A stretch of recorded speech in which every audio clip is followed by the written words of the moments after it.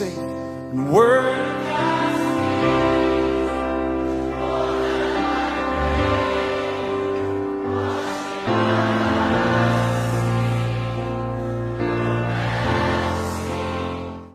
మహోన్నతుడైన దేవుని ఘనమైన నామానికి నా కృతజ్ఞతాస్తుతులు స్తోత్రాలు చెల్లించుకుంటూ ఈ వాక్యాన్ని వింటున్నటువంటి ప్రియ సహోదరి సహోదరులకు కూడా మన ప్రభువును లోకరక్షకుడైన యేసుక్రీస్తు వారి దివ్యనామంలో నా వందనములు శుభములు చెల్లిస్తున్నాను. మరి యొక్క సమయంలో నేను ఒక చిన్న అంశమును మీతో మాట్లాడాలని ఇష్టపడుతున్నాను. అదేమంటే అపోస్తల కార్యములు 2వ అధ్యాయము 37వ వచనాన్ని చదివినట్లయితే, వారి మాట విని హృదయంలో నొచ్చుకొని, సహోదరులరా మేమేమి చేతుమని పేతురును కడమ అపోస్తలును అడగగా, ఏ మాట విన్నారంటే, చూడండి, యేసుక్రీస్తు వారిని సిలువ వేసి చంపేశారు. ఈ సిలువ వేసి చంపినటువంటి విషయము ఆనాటి సమాజము, అనగా మొదటి శతాబ్దంలో ఉన్నటువంటి యూదులు, శాస్త్రులు, పరిసయ్యులు వీళ్ళంతా అనుకుంటున్నారు, ఈయన మనం చంపగలిగాము, యేసుక్రీస్తు వారిని మనం చంపగలిగాము అనుకుంటున్నారు. కానీ యేసు ప్రభు వారిని వీరు చంపారు అనేటువంటి ఆలోచన పక్కన పెడితే, ఇదే 2వ అధ్యాయం 23వ వచనంలో చూసినట్లయితే, దేవుడు నిశ్చయించిన సంకల్పమును ఆయన భవిష్యత్ జ్ఞానమును అనుసరించి అప్పగింపబడిన ఈయనను మీరు దుష్టుల చేత సిలువ వేయించి చంపించితిరి. చూడండి, మీరు సిలువ వేయించి చంపించింది ఎవరి చేతనంటే ఆయన్ని దుష్టుల చేత. ఆయనను తీసుకెళ్ళి అప్పగించారు చంపించేదానికి. కానీ ఇది మీ గొప్పతనం కాదు, కానీ దేవుడు నిశ్చయించిన సంకల్పమును, అనగా దేవుడు ఏదైతే జగత్తు పునాది వేయబడక మునుపే ఏదైతే నిశ్చయించాడో ఆ సంకల్పమును ఆయన భవిష్యత్ జ్ఞానమును అనుసరించినదై ఉన్నదన్నమాట. ఆ సంకల్పము దేవుడు మనకంటే ముందుగా చూసువాడై ఉన్నాడు. ఆయన భవిష్యత్ జ్ఞానము కలిగిన వాడు. ఆ భవిష్యత్ జ్ఞానము కలిగినటువంటి దేవుడు నిశ్చయించిన సంకల్పము ఆయన భవిష్యత్ జ్ఞానమును అనుసరించి, అంటే యేసుక్రీస్తు అప్పగింపబడటం, యేసుక్రీస్తు చనిపోవడం అనేది దేవుడు నిశ్చయించిన తన సంకల్పంలోని ఒక విషయం మాత్రమే. అది దేవుడు ముందుగా తన భవిష్యత్ జ్ఞానంలో యేసుక్రీస్తు ఈ విధంగా అప్పగించబడతాడు, చనిపోతాడని రాయబడింది. యేసుప్రభు వారు కూడా ఆ విషయాన్ని యోహాను సువార్తలో, వాళ్ళు పస్కా పండుగలో ఆయన్ని చంపకూడదు, మనుషులు మనల్ని కొట్టి చంపేస్తారని ఆలోచించినప్పుడు యేసుప్రభు వారు పస్కా పండుగలోనే చనిపోవాలని నిర్ణయించుకున్నాడు. వాళ్ళు తలసినది కాదు, కానీ ప్రభు ఏదైతే దేవుడు ఆయన పట్ల అనాది సంకల్పం కలిగి ఉన్నాడు, ఆ సంకల్పం ప్రకారం చేయుటకు, దేవా నీ చిత్తం నెరవేర్చుటకు నేను వచ్చి ఉన్నానని చెప్పిన విధంగా యోహాను సువార్త 10వ అధ్యాయం 18వ వచనంలో చూస్తే, ఎవడును నా ప్రాణమును తీసుకొనడు, నా అంతటి నేనే దాన్ని పెట్టుచున్నాను, దాన్ని పెట్టుటకు నాకు అధికారము కలదు, దాన్ని తిరిగి తీసుకొనుటకు నాకు అధికారము కలదు, నా తండ్రి వలన ఈ ఆజ్ఞ పొంది ఉన్నాను. ఇది జరిగినటువంటి విషయం. ఈ విషయం అంతా పేతురు గారు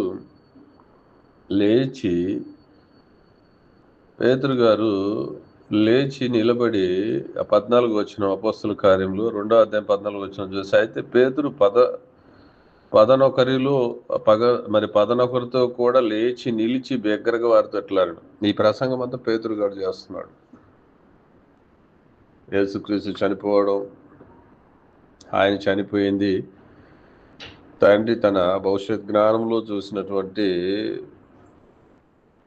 తన అనాదికాల సంకల్పంలో భాగంగా ఇదంతా జరుగుతుందని ఆయన చెప్పడం, ఇదంతా విన్న తర్వాత ఇక్కడ ఒక సందర్భాన్ని మనం మాట్లాడుతున్నాము.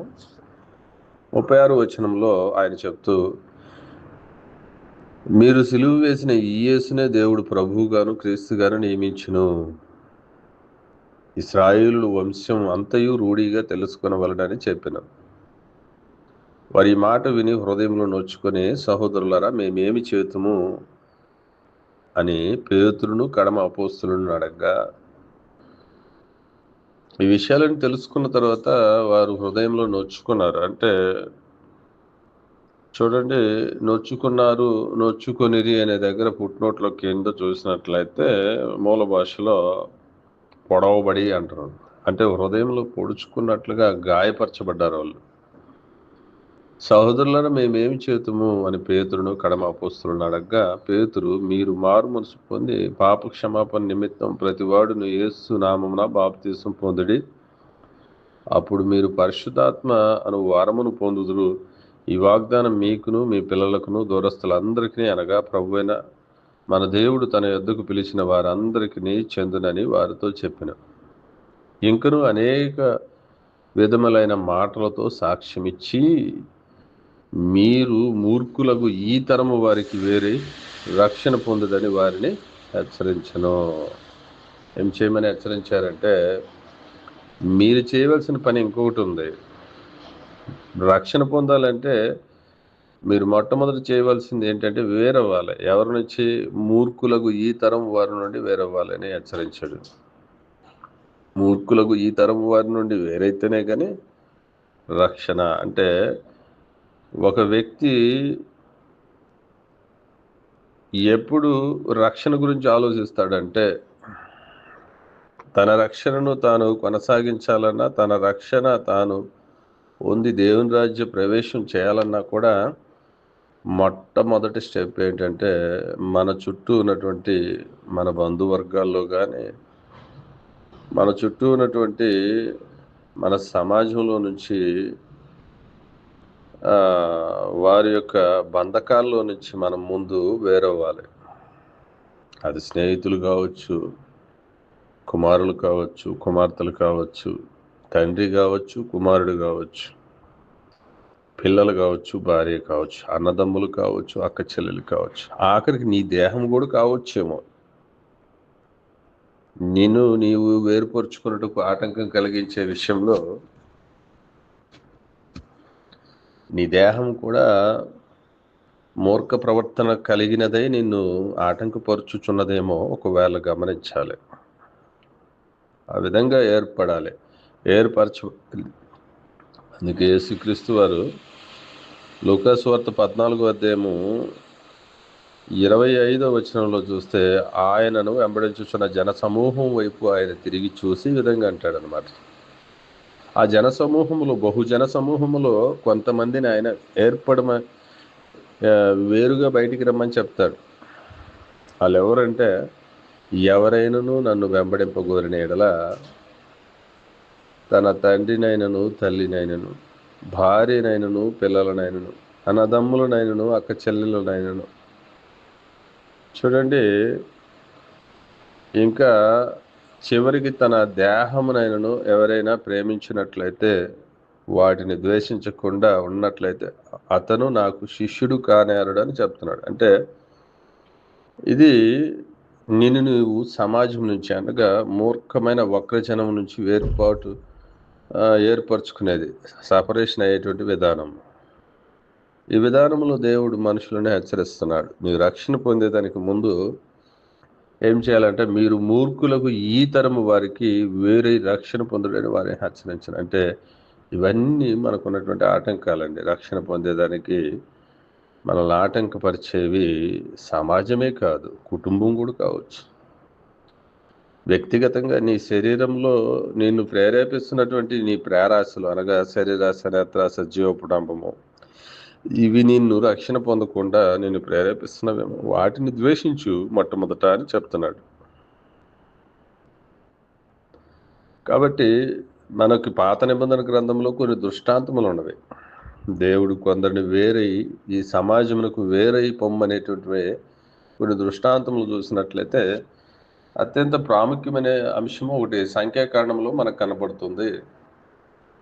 సంఖ్యాకాండము 16వ అధ్యాయంలో ఈ దృష్టాంతం మనకు కనబడుతుంది. దేవుడు తనకిచ్చిన పని ఏదైతే ఉందో, యాజకులుగా ఉండేదానికి అహరోను కుమారులను, మరి ప్రత్యక్ష గుడార సేవ చేయుటకు లేవి వంశీయులను ఆయన ఏర్పాటు చేయడం జరిగింది. సేవ చేయుటకు, గుడారపు సేవ చేయుటకు మరి కొందరు ఇచ్చారు.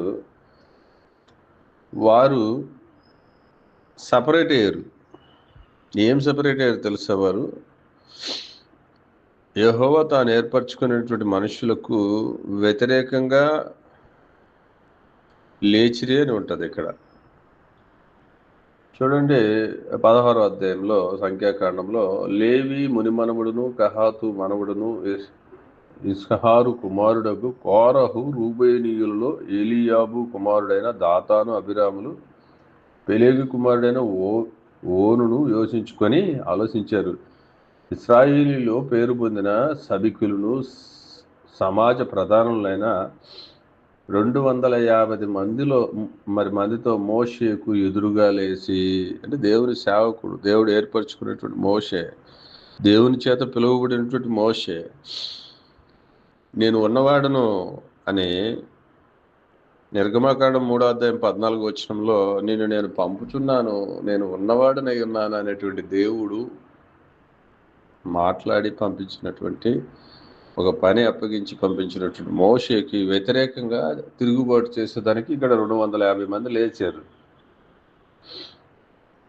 లేచి మోషే అహరోనులకు విరోధముగా పోగుపడి లేయడమే కాకుండా పోగు చేయబడ్డారు. వీరు మాకిక పని లేదు, మీతో మాకిక పని లేదు, ఈ సర్వ సమాజంలో ప్రతి వాడును పరిశుద్ధుడే, యెహోవా వారి మధ్య ఉన్నాడు, యెహోవా సంగమ మీద మిమ్మును మీరేలా హెచ్చించుకొనుచున్నారు. వారు హెచ్చించుకోలేదండి, మోషే అహరోనుని దేవుడు హెచ్చించాడు.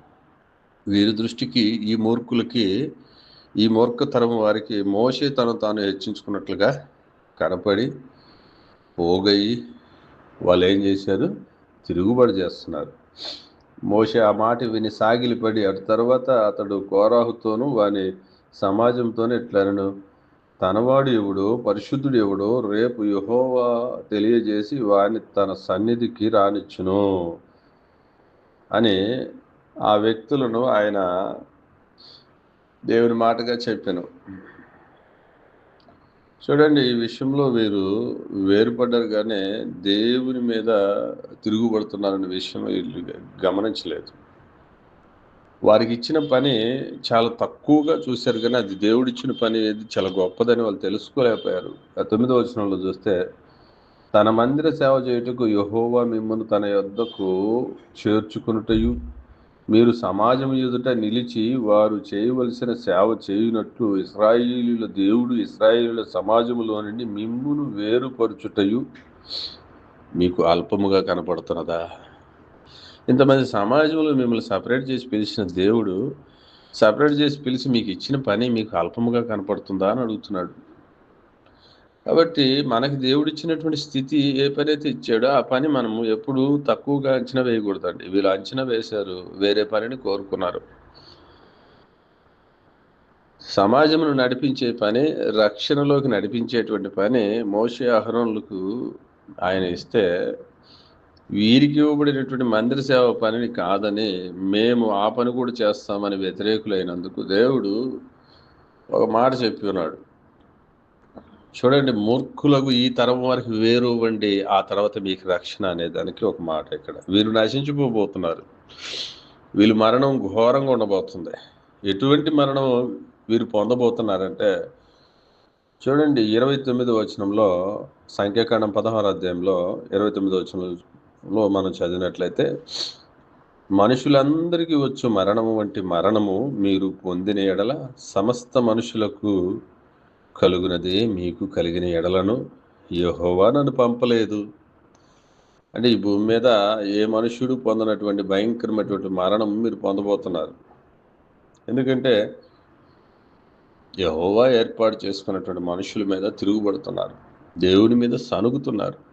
కాబట్టి ఇటువంటి పరిస్థితి మీకు దాపురించబోతుంది అని చెప్పి, అయితే యెహోవా గొప్ప వింత పుట్టించడం వలన వారి ప్రాణములతోనే పాతాళమును కూలినట్లు భూమి తన నోరు తెరిచి వారికి కలిగిన సమస్తమును మృంగివేసిన ఎడల వారు యెహోవాను అలక్ష్యం చేసిరని మీకు తెలియను. ఎంత తప్పు చేశారు వాళ్ళు. భూమి తన నోరు తెరిచి వారిని మింగివేస్తుందంట. వారు ప్రాణంతోని పాతాళము దిగేటువంటి ఘోరమైన మరణాన్ని చూడబోతున్నారు. కాబట్టి మీరేం చేయాలి ఇప్పుడు? మీరు కూడా అక్కడే ఉన్నారు కదా. ఏం చేయమంటున్నాడంటే 19 వచనంలో, కోరహు ప్రత్యక్ష గుడారం యొక్క ద్వారమునొద్దకు సర్వ సమాజమును వారికి విరోధముగా పోగు చేయగా యెహోవా మహిమ సర్వ సమాజమునకు కనబడెను. అప్పుడు యెహోవా, మీరు ఈ సమాజములో నుండి అవతలకు వెళ్ళుడి, క్షణములో నేను వారిని కాల్చివేదురని మోషే అహరోనులతో చెప్పగా, ఆయన కోపం రగిలినప్పుడు మిగతా సమాజాన్ని వేరుపడమంటున్నాడు ఆయన. ఇదొక దృష్టాంతం అండి. అపోస్తుడైన పేతురు గారు ఇక్కడ మాట్లాడుతూ, అయ్యలారా రక్షణ పొందుటకు మేము ఏమి చేయవాలని నేను అడిగినప్పుడు, మీరు మూర్ఖులకు ఈ తరము వారికి వేరే రక్షణ పొందుడని వారిని హెచ్చరించిన. ఇక్కడ కూడా ఈ దృష్టాంతంలో దేవుని ప్రజలకు అనగా మోషే అహరోనులకు వేరే వారి మీద తిరుగుబాటు చేసినటువంటి ఈ సమాజాన్ని దేవుడు ఏ విధంగా శిక్షించబోతున్నాడో, ఆ శిక్షలో మరి వారు చూడబోయేటువంటి మరణం ఎంత భయంకరమైందో, ఆ మరణంలో పాతాళము నోరు తెరిచి, మరి భూమి నోరు తెరిచి ప్రాణంతో కూడా వారి ప్రాణములను పాతాళంలోకి తోసివేస్తున్నాడు. కాబట్టి అటువంటి సమాజం మధ్యలో నుంచి మీరు వేరుకండి అని చెప్పాడు. ఇంకొక దృష్టాంతాన్ని చూసినట్లయితే ద్వితీయోపదేశకాండము మొదటి అధ్యాయము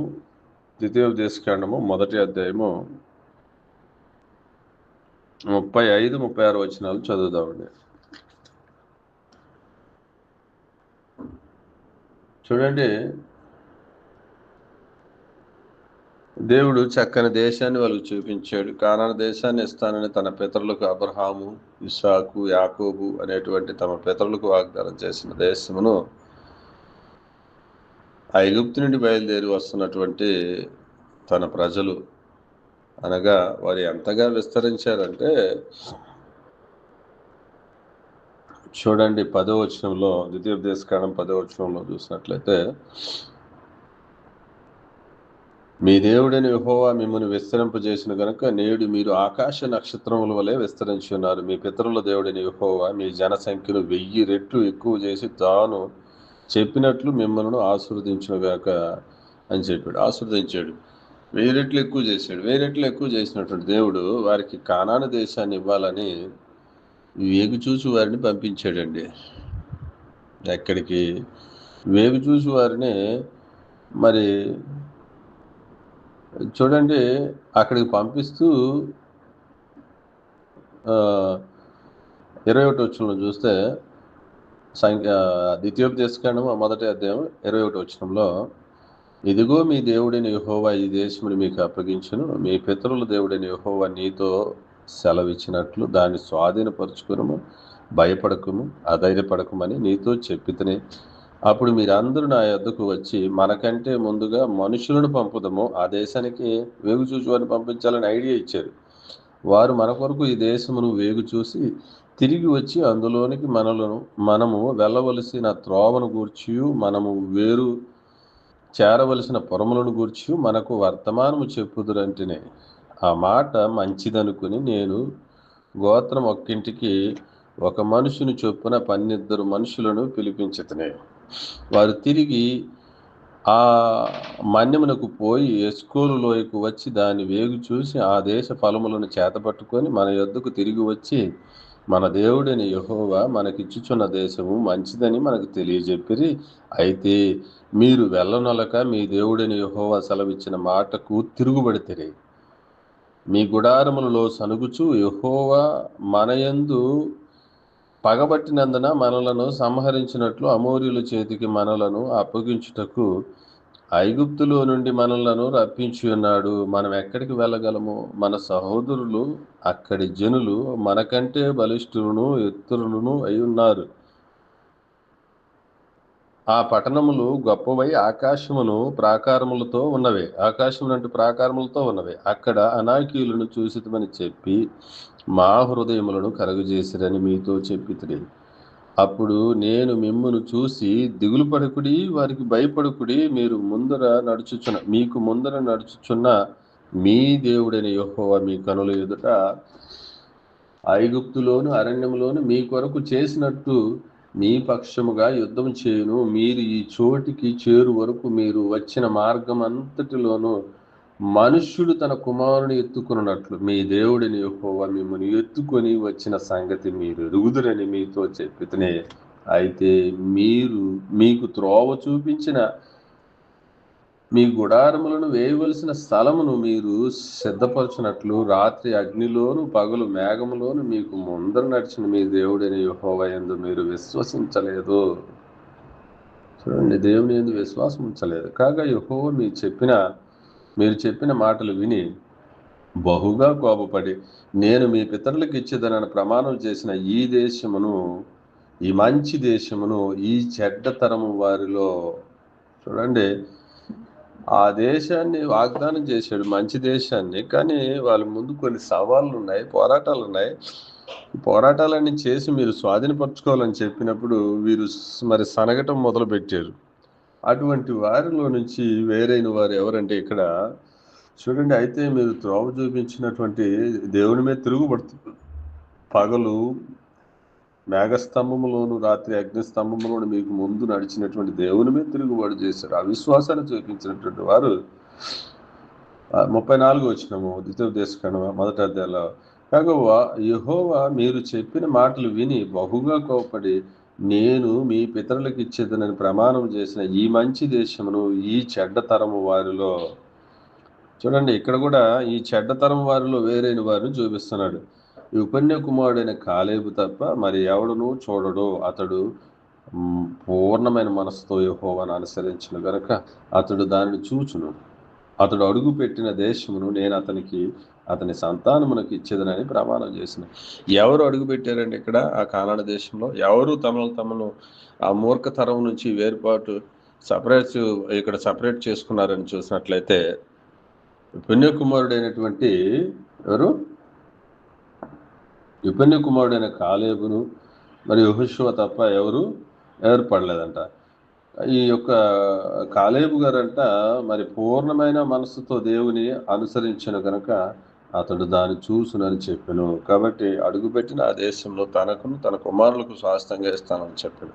ఎందుకు అంటే ఆనాటి ఇశ్రాయేల్ సమాజము దేవుని మీద సనగడం మొదలుపెట్టింది, అవిశ్వాసాన్ని ప్రదర్శించడం మొదలుపెట్టింది. దేవుని కార్యాలను చూసి కూడా వారు తిరుగు ప్రయాణం అయ్యేదానికి ఒక నాయకుడిని ఏర్పాటు చేసుకున్నారు.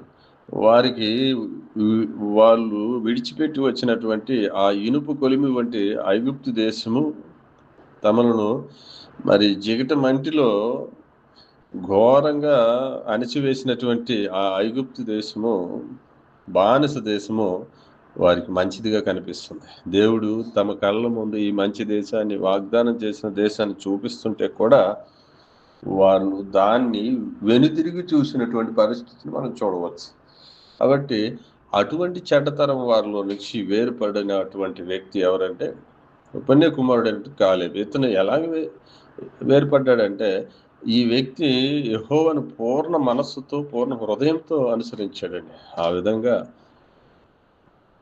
వాగ్దాన దేశంలో ప్రవేశించాలంటే మనం వేరుపడాలి. రక్షణలోకి మనము ప్రవేశించాలంటే వేరుపడాలి. ఎవరి నుంచి అంటే మూర్ఖమగు ఈ యొక్క తరము వారిలో నుంచి. ఫిలిప్పీ పత్రికలోనికి వెళ్ళినట్లయితే దేవుడు ఇంకొక మాట ఇక్కడ మాట్లాడుతున్నాడు. ఫిలిప్పీ పత్రిక 2వ అధ్యాయము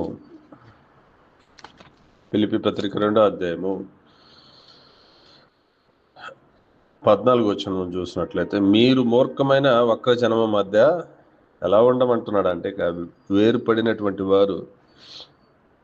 వేరుపడినా కూడా మనం ఎక్కడ ఉంటున్నామంటే ఈ లోకంలోనే ఉంటున్నామండి.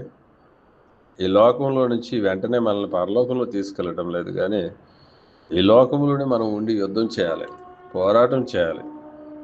ఎలా చేయాలని చెప్తున్నాడంటే మీరు మూర్ఖమైన వక్రజనం మధ్య నిరపరాధులను నిష్కలంకులను అనిందులనై దేవుని కుమారులగునట్లు సనుగులను సంచయములను మాని సమస్త కార్యములను చేయడి.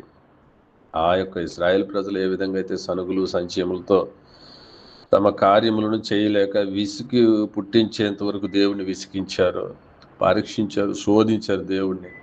ఆ విధంగా కాకుండా మూర్ఖమైనటువంటి వక్ర జనము మధ్యలో మనం నివసిస్తున్నప్పుడు మన యొక్క క్యారెక్టర్ని మనం ఎలా బిల్డ్ చేసుకోవాలి? నిరపరాధులుగా నిష్కలంకులుగా ఉండేదానికి ప్రయత్నించాలి. అనిందులుగాను దేవుని కుమారులు అని పిలిపించుకున్నటకు కావలసినటువంటి క్వాలిటీస్ ఇవన్నమాట. నిరపరాధులుగా ఉండాలి, నిష్కలంకులుగా ఉండాలి, మన మీద నిందలు లేకుండా అనిందులుగా ఉంటున్నట్లయితే మనం దేవుని కుమారులు అనిపించుకున్నటకు అవకాశం ఉంటుంది. ఇట్టి జనం మధ్య మీరు జీవవాక్యమును చేతబట్టి లోకమందు జ్యోతుల వలె కనబడుచున్నారు. కాబట్టి ఈ విధంగా దేవుడు నేను వేరే ఉండమంటున్నాడు. అపోస్తల కార్యములో చెప్పినట్లు మూర్ఖమగు ఈ తరము వారికి మీరు వేరే రక్షణ పొందుడి అని చెప్పినాడు. కనుక మనము రక్షణ పొందవలసింది ఈ లోకంలో నుండి మనము మన పాత జీవితంలో నుండి మనము విడిచిపెట్టవలసిన వాటిని విడిచిపెట్టక, చంపివేయాల్సినటు వాటిని చంపివేయక, గతించిన వాటిని గతించినట్లుగా అనుకొనక, గతించినవి మరలా మన జీవితంలో తెచ్చుకుంటూ, విడిచిపెట్టినవి మరలా మన జీవితంలో తెచ్చుకుంటూ, చంపివేసినవి మరలా మనం బ్రతికించుకుంటూ, విసర్జించినవి మరలా మనము వాటిని బంగారంలాగా మరలా మన జీవితంలో తెచ్చుకుంటూ బ్రతికినట్లయితే మనం ఇంకా వక్రమైన జనంగానే ఉంటాం. నశించిన ఆ యొక్క సర్వ సమాజం వల్లే మనం ఇంకా బ్రతుకుతున్నామేమో. కనుక దేవుడు వాటి నుంచి సపరేట్ అవ్వమంటున్నాడు. రక్షణ నీకు కావాలా? మూర్ఖమగు ఈ తరం వరకు వేరే వచ్చేయి, రక్షణ పొందా అంటున్నాడు. రక్షణ పొంది నువ్వు కొనసాగాల, వాగ్దానం చేయబడినటువంటి ఆ పరలోకంలోకి నువ్వు ప్రవేశించాలా. మూర్ఖమగు ఆ వక్రతనం, ఆ యొక్క వక్రజనం ఏ విధంగా అయితే ప్రవర్తించారో ఆ ప్రవర్తన నుంచి వేరే నువ్వు పూర్ణ మనసుతో దేవుని అనుసరించుటకు తయారు చేసుకోవాలి. ఎలాగంటే వక్రమైన ఈ జనము మధ్య మనం నివసిస్తున్నప్పుడు అనిందులుగాను, నిరపరాధులుగాను, మరి సంపూర్ణమైనటువంటి దేవుని చిత్తమును ఎరిగిన వారమై ప్రవర్తించి దేవుని కుమారులుగా పిలువబడాలని నన్ను నేను హెచ్చరించుకుంటూ మిమ్మల్ని హెచ్చరిస్తూ ఈ యొక్క వాక్య భాగాన్ని ముగిస్తున్నాను. ఈ వాక్యాన్ని వినటువంటి మిమ్మల్ని అందరినీ కూడా దేవుడు ఆశీర్వదించునుగాక.